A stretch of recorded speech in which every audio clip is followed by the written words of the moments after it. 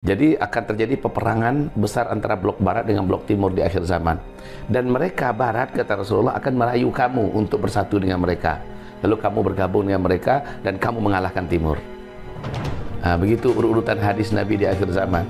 Nah, apa yang dilakukan oleh Rusia sekarang, apakah ini permulaan menuju ke sana? Kalau melihat ini serius, bukan main-main lagi kan. Dan keseriusan mereka ditunjukkan dalam bentuk sudah berguguran angka-angka kematian yang sangat serius ya di Ukraina, dan ini memicu ada peluang terpicunya perang dunia ketiga. Bismillahirrahmanirrahim. Rindu surga.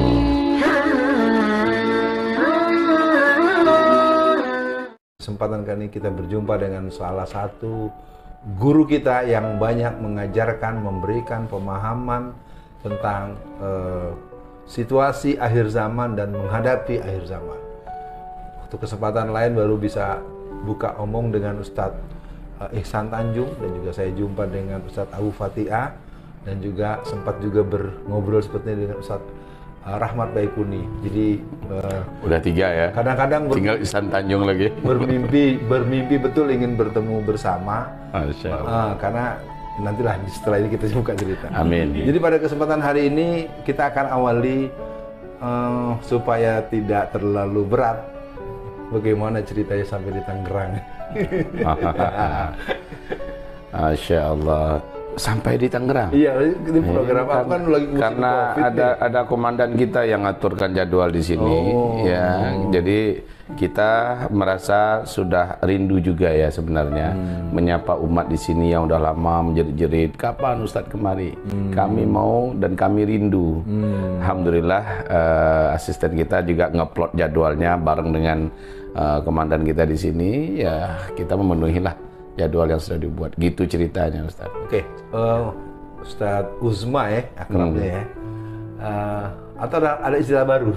Ada. Apa tuh? Jadi Ustadz dipanggil Buya sekarang. Oh, Buya. Ciri khas ulama Sumbar. Kita akan memanggil Buya, walaupun di kesempatan lain saya dipanggil Buya, cuman saya nggak ngebayang di mana itunya.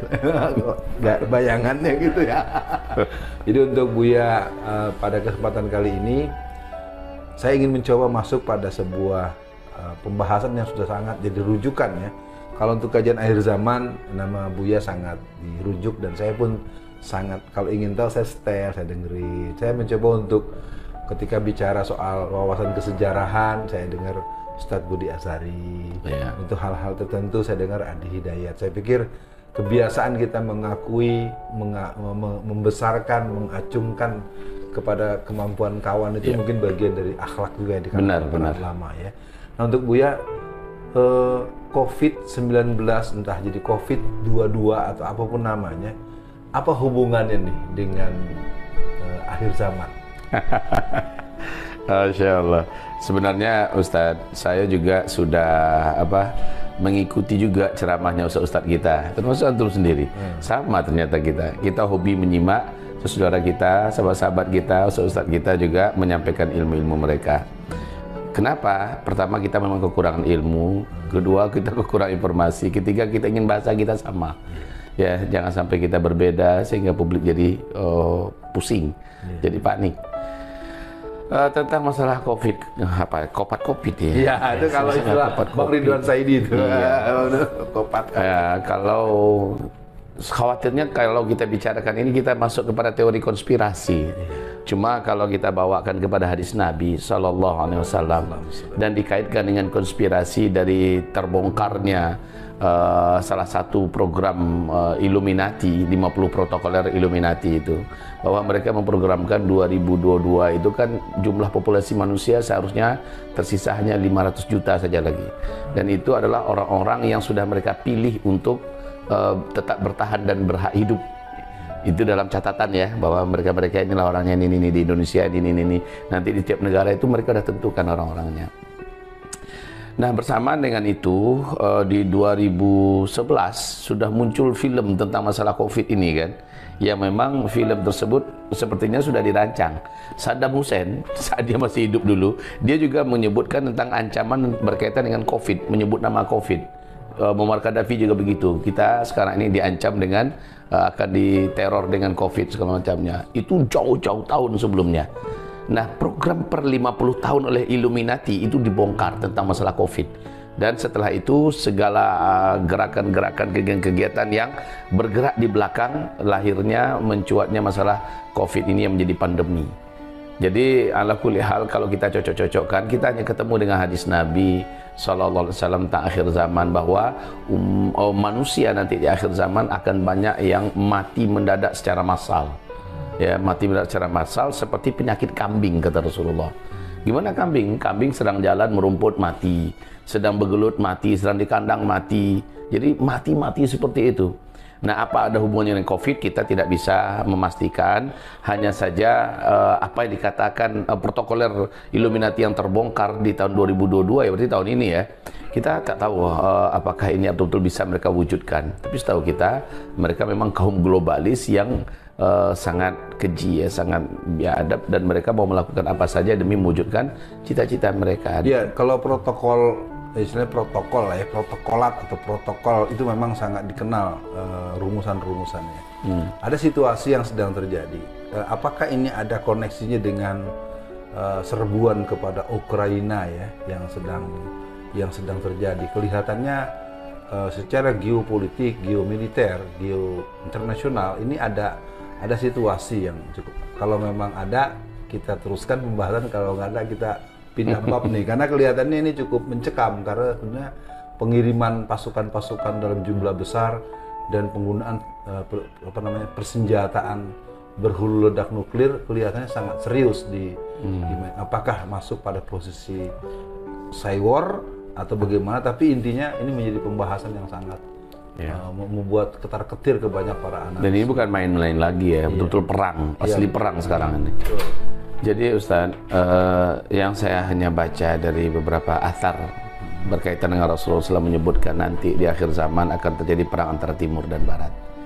Maka saya dulu mungkin 6-7 tahun yang lalu ya pernah menyampaikan perang timur dan barat ini, kata saya, Rusia join dengan Cina, nanti lama-lama Iran, kemudian India juga bergabung dan sebagainya menjadi kekuatan blok timur. Nah, nanti mereka akan berperang melawan blok barat. Blok barat itu adalah Amerika, Eropa dengan seluruh sekutu-sekutunya. Nah, nanti Islam di posisi yang netral. Saat itu Amerika, Barat, Eropa akan merayu Islam. Nah, Islamnya di posisi sentralnya mana nih, kita nggak tahu. Kalau disebut Islam tuh supaya kita paham itu, Bu, ya. Di mana itu, Bu? Makanya di posisi sentral yang mana nih? Nggak, maksudnya nih yang disebut Islam itu yang mana nih? Apa di Indonesia, apa Saudi Arabia, atau yang mana nih? Keseluruhan. Oh, gitu. Jadi kalau Indonesia ini kita nggak tahu ya penguasa ke depan itu siapa di Indonesia, kan kita nggak tahu.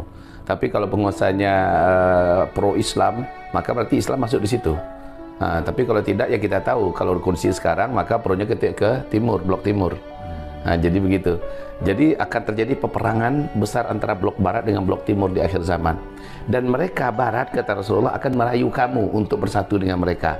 Lalu kamu bergabung dengan mereka dan kamu mengalahkan timur. Nah, begitu urutan hadis Nabi di akhir zaman. Nah, apa yang dilakukan oleh Rusia sekarang, apakah ini permulaan menuju ke sana? Kalau melihat ini serius, bukan main-main lagi kan. Dan keseriusan mereka ditunjukkan dalam bentuk sudah berguguran angka-angka kematian yang sangat serius ya di Ukraina, dan ini memicu ada peluang terpicunya perang dunia ketiga. Semoga Allah lindungi kita lah daripada peperangan yang mengerikan ini. Kita coba masuk, Bu ya, di Indonesia. Di Indonesia ini saya tak terasa di musim COVID saya tetap keliling ya. Saya ke Batam, saya ke Lampung, kemana-mana. Saya ingin minta Buya ini memberikan infus atau injeksi ya, karena ada suasana di masyarakat itu, satu apatis, kedua ketakutan yang meluas. Saya mengalami beberapa kejadian pengajian-pengajian yang di pusat-pusat kota, sebutlah di sebuah masjid di Jakarta Timur, itu yang hadir hampir 500 orang. Saya ingat kalau 5 tahun lalu, 10 tahun lalu, 15 tahun lalu, itu selesai acara tuh banyak yang angkat tangan. Sekarang orang cenderung nggak terlalu berani, nggak terlalu mau banyak nanya gitu. Dalam pengalaman subjektif saya gitu. Lalu kemudian selesai acara, kita sarapan pagi, ketua masjidnya cerita, Ustaz, mereka takut bicara, takut salah, ntar tahu-tahu mereka ditangkap segala macam. Nah ini, walaupun ini tentu perlu riset yang lebih mendalam. Tapi fenomena yang saya alami ini, masyarakat memang akhirnya, ya kalau boleh satu kalimat akhir sebelum nanti Buya merespon, hampir bisa diduga majlis-majlis kajian dimanapun itu isinya umur 40 tahun ke atas. Ketika saya coba mengabsen, Enggak seperti 5-6 tahun yang lalu iya, ya. kalau saya tanya mana umur 17 tahun, itu hampir tidak ada orang. Apakah yang kuliah subuhnya, apa yang malamnya, apakah relatif diisi oleh umur 40, 50, 30 lah paling. Yang di community of teenagers itu tidak ada. Itu, jadi maksudnya ini untuk Indonesia, kira-kira bagaimana mengkonsolidasikan potensi dakwah kita, karena suasananya menurut yang saya alami, mungkin Buya juga punya temuan yang sama ya. Iya. Gimana Buya menghadapi situasi ini? Benar ya, sebelum COVID atau sebelum pemilu ya, sebelum pemilu kita melihat euforia dakwah ini luar biasa dan banyak diisi oleh para pemuda yang bersemangat dengan teriakan takbir yang menggema, menggelegar. Tapi sekarang mungkin setelah daripada ini, kalau bacaan saya Ustadz, yang pertama mereka kecewa bahwa mereka berharap tidak seperti yang kita pikirkan. Mereka berharap bahwa kemarin itu Islam menang waktu pemilu Pilpres. Ternyata tidak. Dan terjadilah seperti apa yang sudah terjadi dan mereka kecewa. Yang kedua, mereka kecewa sekali ketika para ulama tidak bertindak yang kuat dan tegas seperti yang mereka harapkan. Kekecewaan ini menjadikan mereka akhirnya ini tentu saja orang-orang yang bersumbu pendek pastinya ya. Dan ini yang kebanyakan. Karena iman dan ilmu mereka tidak memadai, akhirnya mereka sumbu pendek itu menjadikan mereka ngapain juga ngaji ya, toh yang saya bisa jadikan andalan panutan ulama ini, ustadz itu kayaknya nggak bisa lagi diharapkan. Terus yang ketiga ini saya perhatikan setelah Habib yang kita cintai, Habib Rizik ditahan tanpa ada gerakan juga yang kuat, ini menjadikan kekecewaan mereka semakin berat, apatis. Ditambah lagi dengan Ustadz Haji Munarman ya. Iya, istilahnya kekecewaan itu muncul dan ini menjadikan mereka tidak bergairah untuk melanjutkan perjuangan.